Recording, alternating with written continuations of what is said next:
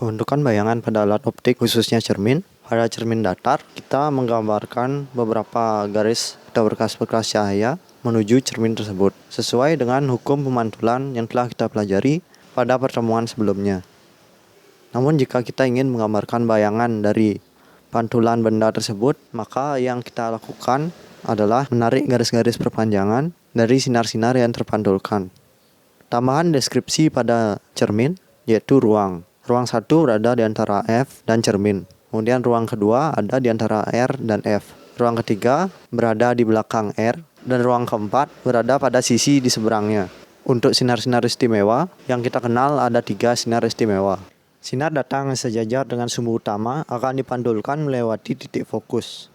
Sinar datang yang melewati titik fokus akan dipantulkan sejajar dengan sumbu utama. Sinar datang melalui pusat kelengkuan cermin akan dipantulkan berlawanan arah. Semua ini sesuai dengan hukum-hukum pemantulan, di mana sudut yang dibentuk sinar datang terhadap garis normal akan sama dengan sudut yang dibentuk sinar pantul terhadap garis normal. Sesuai dengan hukum pemantulan, kita juga bisa menambahkan berkas cahaya walaupun hal itu belum tentu sesuai dengan sinar-sinar istimewa. Misalnya sinar ini. Sinar ini sesuai dengan hukum pemantulan dan kita dapat menggunakannya, hanya saja sinar ini tidak akan seakurat sinar-sinar istimewa karena kita memerlukan beberapa alat-alat seperti busur derajat dan penggaris untuk memastikan keakuratan dari garis tersebut. Kemudian kita akan pelajari tentang bayangan, di mana jika bayangan berada di depan cermin saat pemantulan, maka bayangan ini disebut nyata. Kemudian jika berada di belakang cermin, maka bayangan ini disebut bersifat maya. Jika bayangan lebih besar pada benda, maka bayangan ini bersifat diperbesar. Jika bayangan lebih kecil dari benda, maka bayangan ini bersifat diperkecil. Jika bayangan terbalik bila dibandingkan dengan benda, maka bayangan tersebut bersifat terbalik. Jika bayangan tersebut memiliki orientasi yang sama dengan benda, maka bayangan tersebut disebut bersifat tegak. Kemudian contoh, untuk menggambarkan bayangan tersebut, kita dapat menggunakan sinar-sinar istimewa, di mana kita memerlukan 2 atau lebih sinar istimewa untuk menggambarkan bayangan. Kemudian kita cari tempat berhimpitnya kedua sinar-sinar istimewa tersebut. Nah, sesuai dengan yang kita pelajari tadi, bayangan ini bersifat nyata, terbalik, dan diperbesar. Kemudian pada cermin cembung. Sinar istimewa pada cermin cembung yang pertama, sinar datang sejajar dengan sumbu utama akan dipantulkan seolah-olah berasal dari titik fokus. Yang kedua, sinar datang yang menuju titik fokus akan dipantulkan sejajar dengan sumbu utama. Yang ketiga, sinar datang yang menuju pusat kelengkuan cermin akan dipantulkan berlawanan arah. Kemudian untuk menggambarkan bayangan pada cermin cembung, kita memerlukan minimal 2 sinar istimewa. Kemudian kita cari di mana garis-garis tersebut berhimpitan. Karena sebenarnya kedua garis ini tidak berhimpitan, maka kita akan menggunakan perpanjangan dari berkas-berkas cahaya. Kemudian kita cari tempat berhimpitnya berkas-berkas cahaya tersebut. Kemudian didapatkan bahwa bayangan bersifat maya, tegak, dan diperkecil.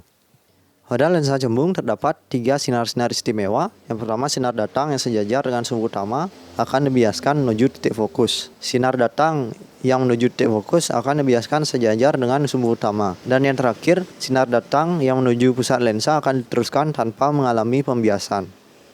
Semua hal ini terjadi akibat hukum pembiasan atau hukum Snellius. Untuk menggambarkan bayangannya, kita juga memerlukan minimal 2 sinar istimewa. Kemudian kita cari tempat berhimpitnya kedua sinar tersebut, dan sesuai yang kita pelajari, kita dapatkan sifat bayangan yang nyata, terbalik, dan diperbesar. Nah, sedikit tambahan, pada cermin, bila bayangan berada pada posisi yang sama dengan benda, maka bayangan tersebut disebut nyata. Nah, pada lensa, jika bayangan berada pada posisi yang berlawanan dengan bayangan, misalnya benda berada di depan lensa dan bayangan berada di belakang lensa, maka bayangan tersebut bersifat nyata. Nah, jika bayangan berada pada posisi yang sama dengan benda pada saat pembiasan pada lensa ini, maka bayangan disebut maya. Nah, jika kondisinya seperti ini, di mana 2 sinar istimewa tersebut tidak berhimpitan, maka kita akan menggunakan perpanjangan dari berkas-berkas sinar atau cahaya. Kemudian kita cari di mana berhimpitnya perpanjangan dari berkas-berkas cahaya tersebut. Kemudian akan dihasilkan bayangan yang bersifat maya, tegak, dan diperbesar. Kemudian pada lensa cekung, sinar datang sejajar dengan sumbu utama akan dibiaskan seolah-olah berasal dari titik fokus.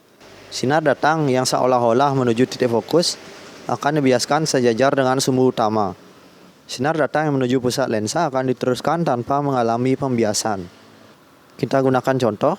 Jadi kita gunakan minimal 2 sinar istimewa, kemudian kita cari tempat berimpitnya kedua sinar tersebut. Oleh karena lensa cekung bersifat divergen atau cahaya-cahaya yang dibiaskan tidak akan pernah berimpitan, maka kita gunakan perpanjangan dari berkas-berkas cahaya. Karena sifat divergen tersebut, lensa cekung tidak dapat menghasilkan bayangan yang bersifat nyata. Oleh karena itu, pada lensa cekung, bayangan selalu berada pada posisi yang sama dengan benda. Bayangan yang didapatkan bersifat tegak, maya, dan diperkecil.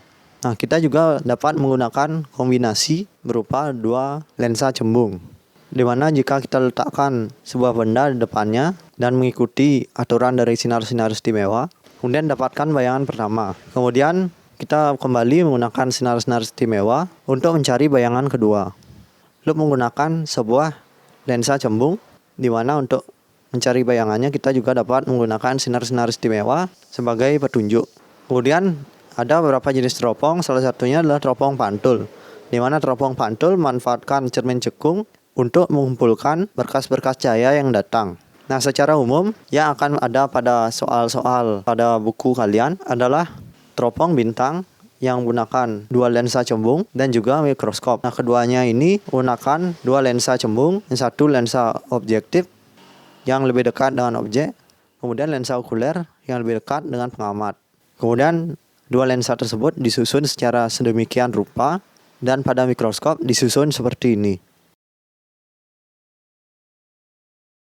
Kemudian ada teropong bumi, merupakan teropong digunakan untuk mengamati benda-benda di bumi atau melihat pada jarak jauh, di mana teropong ini menggunakan 3 lensa, lensa objektif, lensa okuler, dan ditambah dengan 1 lensa pembalik. Nah, untuk bayangan terbentuk, kita akan gunakan perpanjangan dari berkas-berkas cahaya. Pada teropong jenis ini, bedanya dengan teropong bumi adalah teropong ini menggunakan prisma sebagai pembalik bayangannya. Jadi karena prisma disusun sedemikian rupa, maka bayangan yang datang akan terbalik 180 derajat. Prisma ini menggunakan sifat-sifat pemantulan, yaitu pemantulan internal total, yang telah kita pelajari pada pertemuan sebelumnya. Kemudian pada kamera, lensa pada gambar hanya dilambangkan oleh 1 lensa. Hanya saja pada kamera aslinya ada beberapa kombinasi-kombinasi lensa yang digunakan untuk menutupi kekurangan yang diciptakan masing-masing lensa. Jadi untuk sederhananya digambarkan satu saja. Lensa pada kamera ini berfungsi sama seperti lensa pada mata manusia. Lensa ini akan membalik bayangan yang terima, kemudian dijatuhkan pada sensor. Kemudian pada mata. Yang terjadi sebenarnya pada mata adalah bayangan terbalik jika dibandingkan dengan benda. Namun, untuk menyederhanakan permasalahan, kita hanya menganggap bahwa bayangan tersebut terkumpul pada satu titik, yaitu bintik kuning. Jadi kita tidak perlu membuat perpotongan dari garis-garis dan berkas-berkas cahaya untuk menampilkan atau melambangkan bahwa bayangan tersebut terbalik. Kita hanya perlu menghimpitkan berkas-berkas cahaya tersebut pada sebuah titik, yaitu bintik kuning pada retina.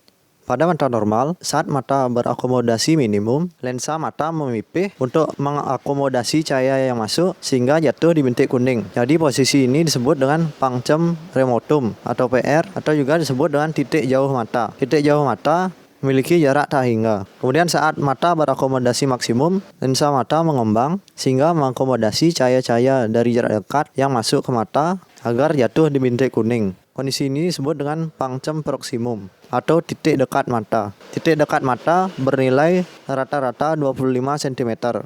Adapun gangguan-gangguan pada mata, yang pertama ada miopi. Pada miopi, punctum remotum terdapat pada jarak tertentu dan punctum proximum terdapat pada jarak kurang dari 25 cm.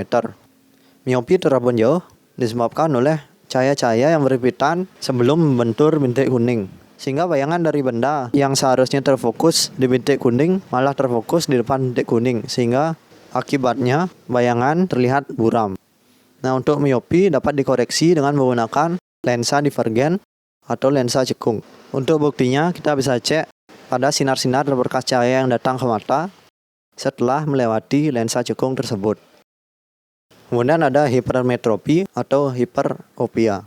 Kondisi ini merupakan di mana mata tidak sanggup untuk melihat benda-benda yang berjarak 25 cm, sehingga disebut dengan rabun dekat. Punctum remotum berada pada posisi tak hingga, namun pangcam proksimumnya berada pada posisi lebih dari 25 cm, sehingga tidak dapat melihat benda-benda yang berjarak dekat dengan jelas. Himpitan dari sinar-sinar atau berkas-berkas cahaya yang jatuh ke mata berada di belakang bintik kuning, sehingga pada saat membentur bintik kuning, cahaya-cahaya tersebut belum berhimpitan dan belum dapat membentuk sebuah bayangan yang jelas.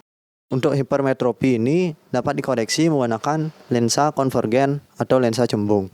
Jadi akibat hukum pembiasan dan sesuai juga dengan sinar-sinar istimewa, penggunaan lensa cembung memang tepat digunakan pada penderita hipermetropi atau rabun dekat.